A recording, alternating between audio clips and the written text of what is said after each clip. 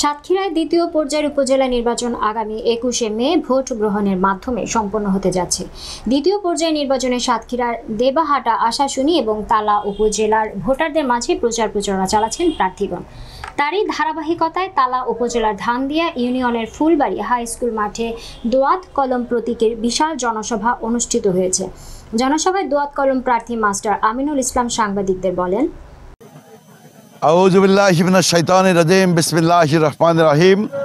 আমি মোহাম্মদ আমিনুল ইসলাম, একজন অবসরপ্রাপ্ত প্রধান শিক্ষক মাধ্যমিক বিদ্যালয়ের।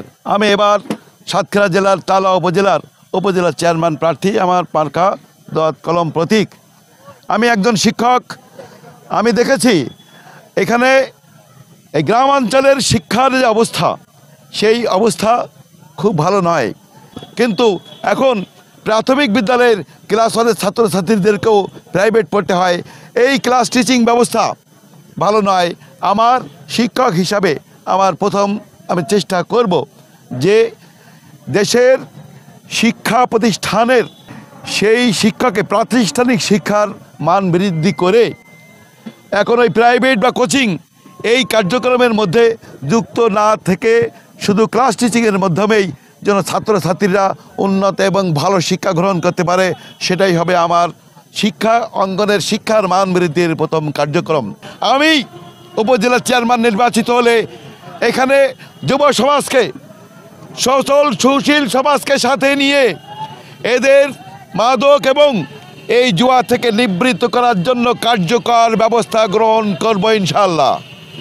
উপজেলার যে উন্নয়ন করতে হবে, সেই উন্নয়নের জন্য আমি কোথায় কিভাবে কাজ করতে হবে, সেই সম্পর্কে কোন দপ্তরের সঙ্গে আমার কথা বলতে হবে, যোগাযোগ করতে হবে, সেই সম্পর্কে আমার যথেষ্ট অভিজ্ঞতা রয়েছে এবং আমি উন্নয়ন করতে পারবো, এটা আমি আশা করি।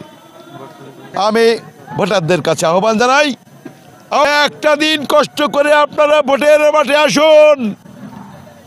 5 বছরের জন্য আপনারা হয়তো আত্মায় একটু শান্তি পাবেন, সেই আহ্বান আমি ভোটারদের কাছে রাখি এবং রেখে আমার 21শে মে তারিখে আমার দোয়াত কলম মার্কায় ভোট দিবেন, এই আশাবাদ ব্যক্ত করে আমি আমার কথা শেষ করছি।